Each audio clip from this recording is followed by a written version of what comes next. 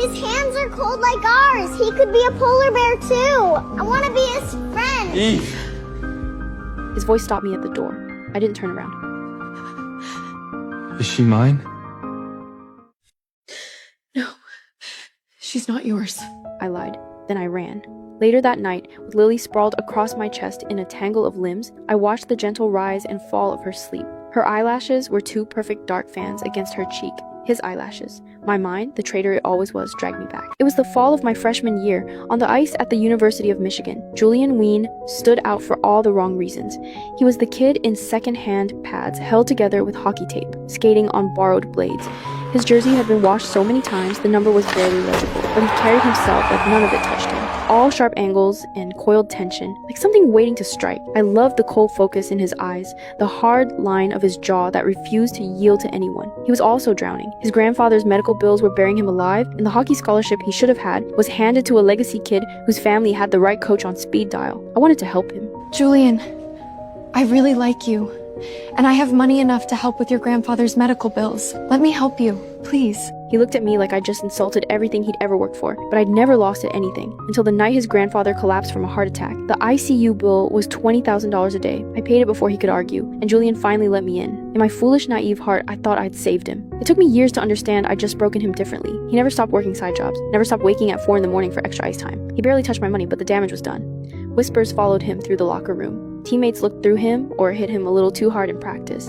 And I, still floating in my comfortable bubble, would just squeeze his hand and tell him they were jealous.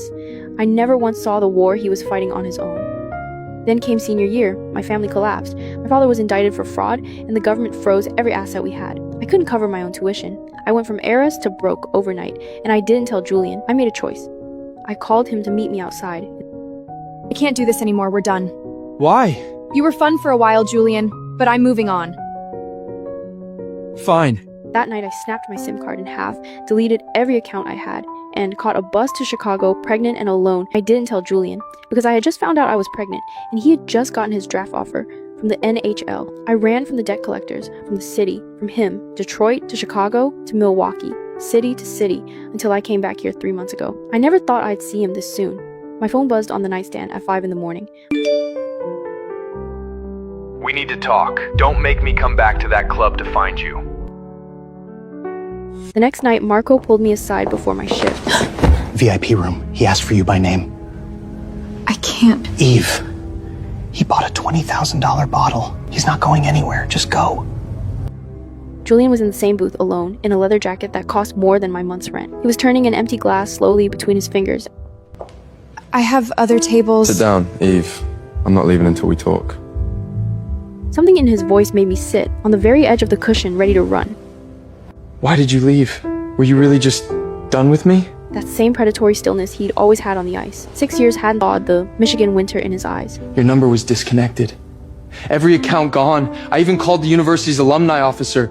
You really didn't want to be found. No, I wanted to scream. I was pregnant. I wasn't going to let you throw away the NHL for me, but I didn't. You always knew what I was like. I got bored.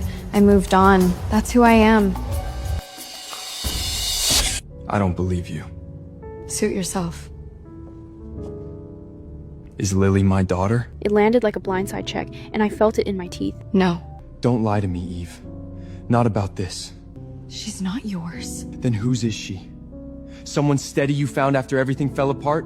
Your fiancé, Ivan? Is that his name? Stop. How can I?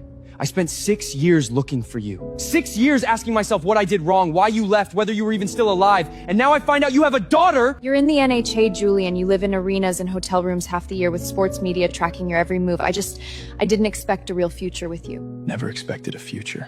I wanted everything with you, Eve. Marriage, kids, a real life. You were the one who walked out. Because I didn't have a choice! The words came out before I could stop them. Steadied myself. You already know what happened.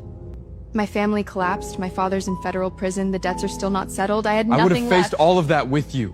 That's easy to say now. I'm saying it because it's true. Do you know why I signed with Detroit? 12 teams made offers. I had better money on the table from 4 of them.